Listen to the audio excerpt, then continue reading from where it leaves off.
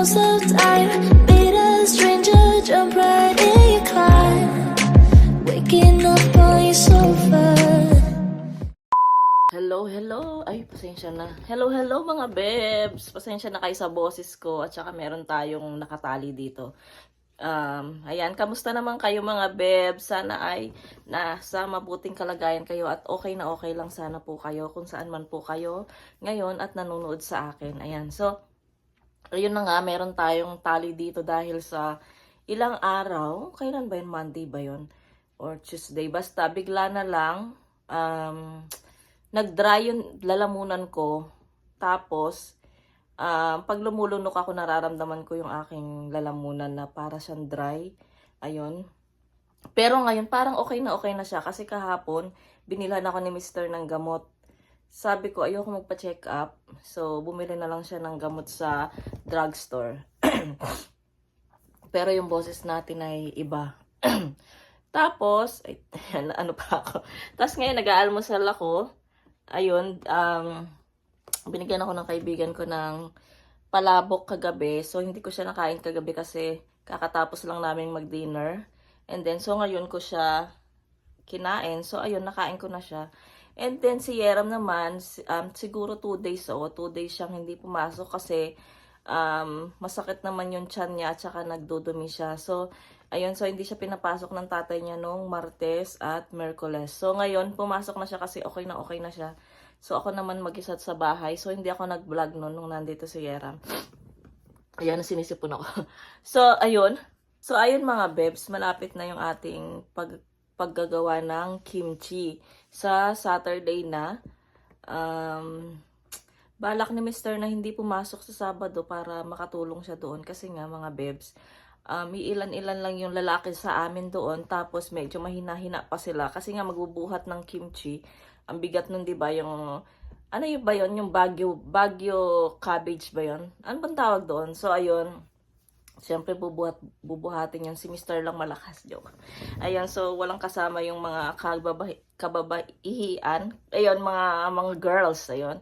So, siguro pupunta kami ni Merlin at mga bata kasi para makatulong kami mga bebs. Kasi last year, tumulong din ako eh. Kung napanood niyo yung previous vlog ko doon sa gumawa din kami ng kimchi last year. Ayun, nandoon ako. Si Merlin lang nun wala kasi medyo busy din siya. Ayun.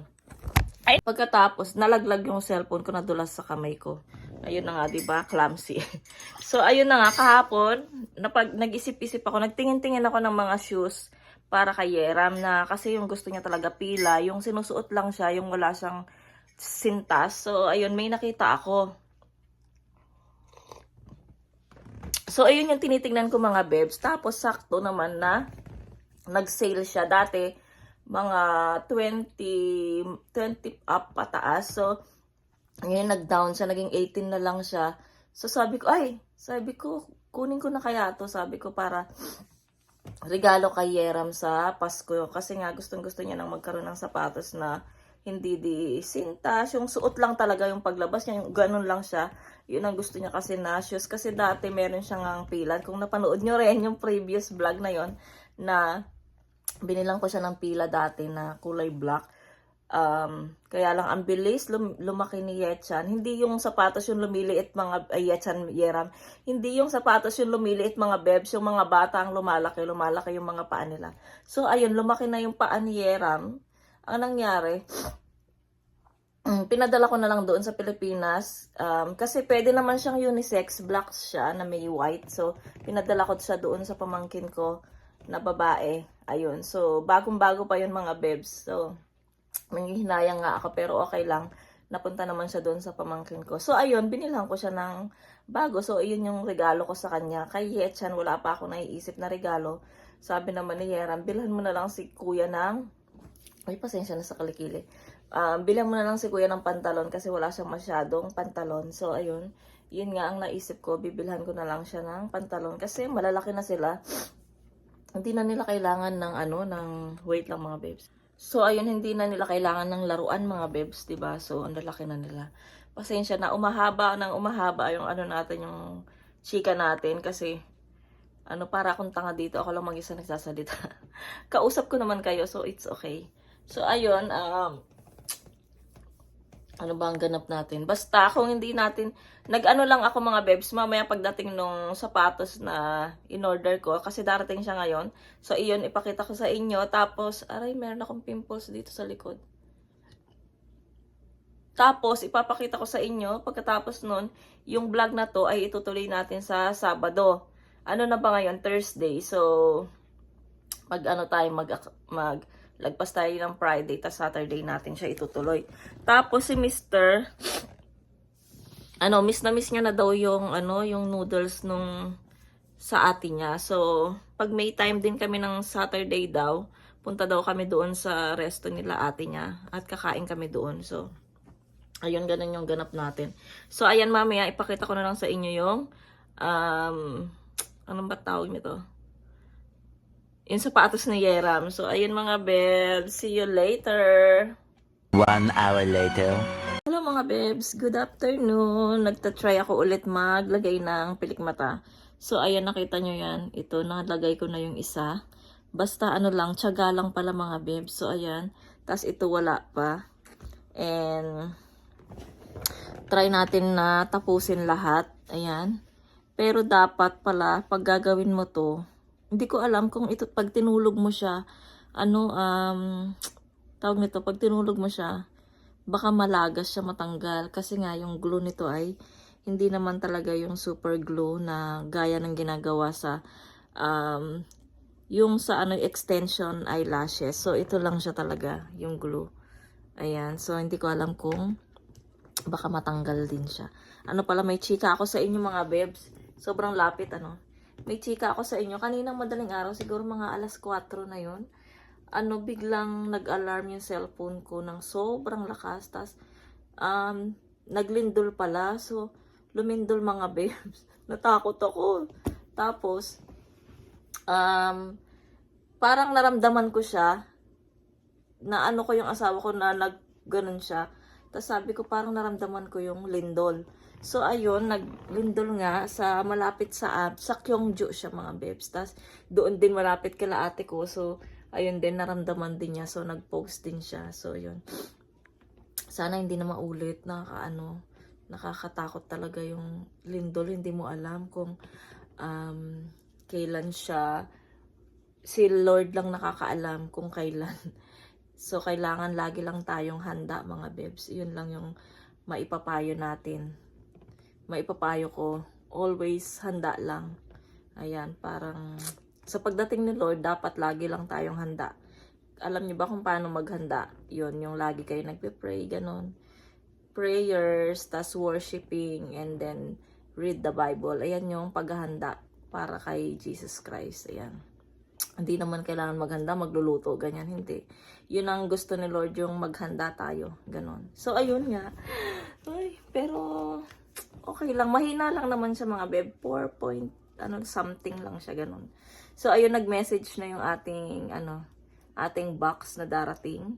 So, ibibigay, ipapakita ko sa inyo mga bebs mamaya. Tapos, nag-order din ako ng lip tint, siguro bukas din siya darating. So, nag-order ako lang ng lip tint, kasi paubos na yung lipstick ko. Tapos, nag-order din ako ng, yung, ng charger ko sa cellphone ng iPhone. So, kasi nga meron ako dyan na dalawa pa siyang, tawag doon yung saksakan, dalawa pa siyang ganon. Tapos, wala yung plug ba yun? Ayun, wala siyang ganon. Kaya nag-order din ako ng isa para 3 yung mga charger ko. Kasi ilan dito yung mga iPhone dito na Apple. So, 2 iPad, tapos 2 cellphone na iPhone. So, kailangan, kasi, pag nalolobat yung iba, hinihintay ko pang matapos yung isang naka-charge. Kaya kailangan ko ng isa pang charger. So, ayun mga bebs. So, parating na yung ating box. Mamaya siguro yun. Tas, anong oras na po? It's 1:15 na mga bebs. So, tapusin ko muna tong aking pilik mata.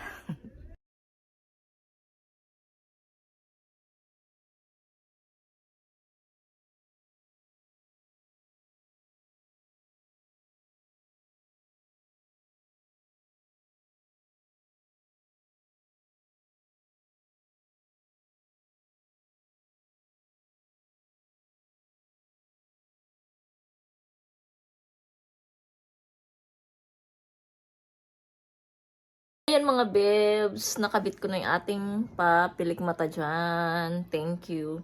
Pinagtyagaan ko talaga kasi gusto ko talaga matuto, masanay kung paano maglagay nito. At saka para hindi na tayo magpapa-eyelashes. So, ang problema, pag naubos to, kailangan bumili ulit. So, ayun. Pero mura lang naman siya. Ayan. So, nararamdaman ko siya na meron akong pilik mata. Pero maganda siya mga bebs. So, at least, nakapaglagay tayo. Ayan, nagkaroon na naman ng kulay ang ating muka. So, kulang na lang talaga sa akin ay kilay. Ayan. Pero okay lang. Paano pag nagilamos pala ako? Baka matanggal siya. Pero okay lang. Sinubukan ko lang naman siya mga bebs eh. Ayan. So, ayan. So, yun lang mga bebs. Mamaya na lang ulit. 2,000 years later. Hello mga bebs, good evening. Nagluto na ako ng aming pagkain. Ayan, yung mushroom, niluto ko sa itlog at saka yung zucchini, or kayo nang bahala mga bebs. Ayan, tapos nagluto din ako ng soup, doenjang soup mga bebs. Ayan. Actually, naluto ko na yan, so dinagdagan ko na lang ng gulay ulit at saka sabaw. Ayan. Kasi sayang kasi siya. So, dinagdagan ko na lang ulit ng tubig at saka gulay. Ayan. So, ayan yung aming dinner. Tapos yung mga bata. Yung mga bata naman ay sausage. Ito. Mamaya iluluto ko itong sausage na to. Pagdating pa lang ni Mister. Niluto ko na yun para mabilis matapos. Ayan. Tapos yung mga bata nandito na. Ang tagal nilang dumating eh. Hello daw guys. Hello. Ba't di ka nagdadrum? 했어요. Kunaso? 아직 Ang 안 bilis mo ah. Ayan. Medyo masakit yung aking yung ulo. At saka yung dito ko. So nag-i-start na naman siya. Nakapagkilay tayo mga bebs. Tapos ayan na. Nandyan pa rin yung ating pilik mata. Tapos masakit yung ating mata. Hindi ko alam baka ito. So si Mr. 1 oras pa ang dating niya. So ayan. Narinig niya yung Doraemon. Nanonood kasi ako. Parang meron na tayo. Wala pa yata. Ay, meron tayong mga bibs. So, andyan na yung ating, tawag nito. Yung ating delivery, nakita ko pala. Nakita ko yung tiga, So, kukunin natin mga bibs. Yay! Thank you!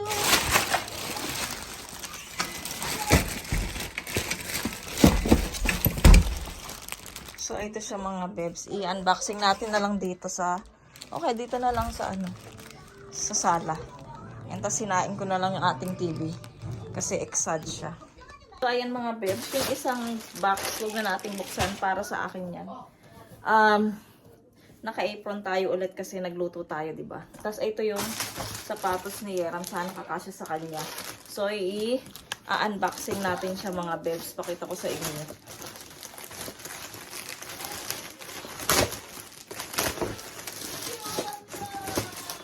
Ayan, pila. Sana kakasya kay Yeram. Naku. Pag mahirap. Hindi ko alam kung paano ipabalik.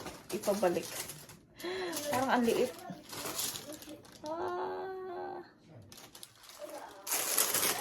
Naku, parang ang liit sa kanya. My guys, ito siya. Ang cute niya, oh. Pero ipatry natin sa kanya kung hindi maliit. Kung maliit, babalik natin tapos order tayo yung medyo malaki sa kanya. Kasi sale lang siya mga bibs eh. Kaya grinab ko na parang kasya naman sa kanya to. So ito siya mga bibs. Ang saya-saya. Sana pala si Yeram yung nag-unboxing ito. 2 pares. So ipatry natin kay Yeram.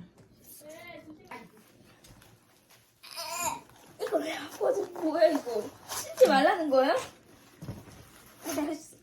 Oh, umiilaw. Sana kasya. 이거 Dali. 꺼지라고. Dali, isuot mo. Ang yabang ng batang to. Ang yabang ng anak ko. 이거. Ay, Ruth, masikip yata. 아야. Naku, yari ka. 아파. 머리 아파. Wait. Aro, lagot tayo. 해봐. Heba, 혼자. Oh, 맞아 naman, oh. 근데 여기가 아파. 빨리 혼자. 힘내. 이걸로 안 해, 여기로. 이거 빼, 아줌마. 나중에 빼. May, teka. Baka hindi mo na kailangan ng ano, yangbal. Yeram ti, ipuda, ipuge.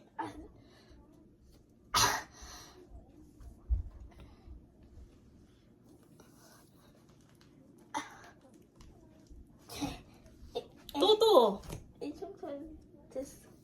뭐 작아. 이거 쳐봐. 어때? 그냥 뒷발 쳐봐. 괜찮다. 이렇게 해봐. 어머, 신기하더라. 신기하네. Ayun mga bebs, may ano, meron siyang 내일 pailaw. 입을래. May pailaw siya mga 내일 bebs. 할래. 내일 그? Ipuda? 내일 그대? Ano pa? Pal? 응, 아파. Sincha? 응. Oh, ipuda. Second. 축구할 Ang ganda niya mga bebs. Oh. Susuot niya na daw bukas sa school niya. Ayan. 그 양발은 너무 얇게만 얇게. 알았어? cute. Picturean kita, nak. You stay there. Ay, ang yabang niya. Ayan po siya. Yogi ba?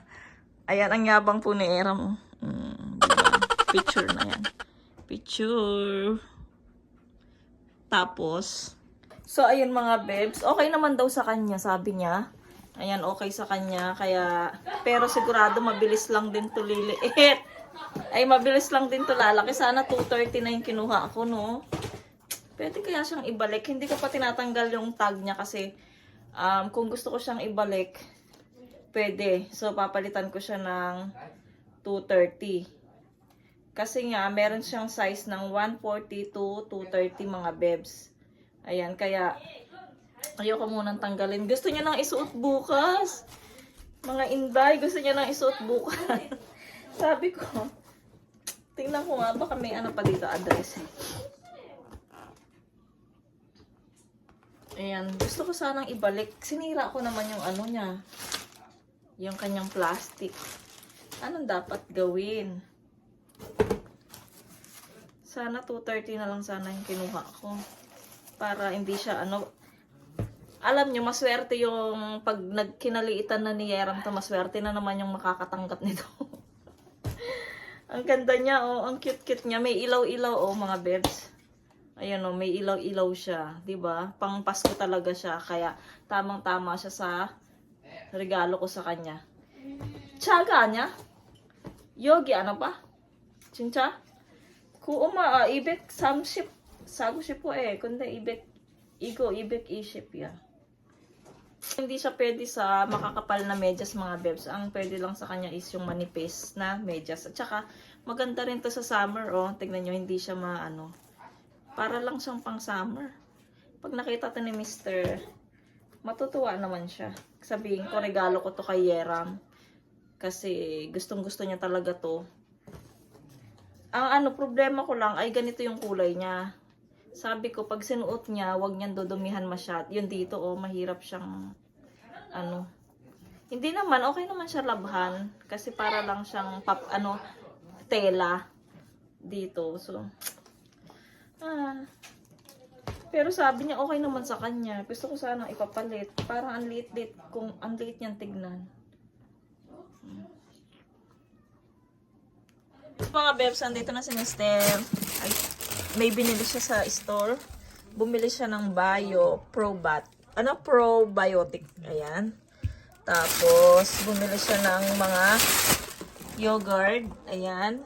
Strawberry flavor yogurt. Tapos, ano pa ba? Tinapay. Kasi tumawag siya, nagtanong siya kung anong gusto ng mga bata. So, tinapay daw. So, ayan, tinapay. Tapos, bumili siya ng broccoli. Isang piraso lang pinabili ko kasi hindi naman ako mahilig magluto ng broccoli. Tapos, ano to? What is this? Dumpling. Dumpling mga bebs. So. Ayan. Dumplings. Baka bukas ko yan niluluto. Ayan. So, nakaredy na yung ating food. Ayan, nakaredy na yung sausage, yung niluto ko kanina. Tapos, meron tayong chichirya. Sausaw natin sa suka, tas toyo. Tapos, sausawan ng sausage. Ayan, tas kakain na. Tas, ayan o, luto na. So, mag-ready na ako. Tas, ito mamaya na yan, ayusin. Katapos naming kumain. So, mag-ready muna ako mga bebs.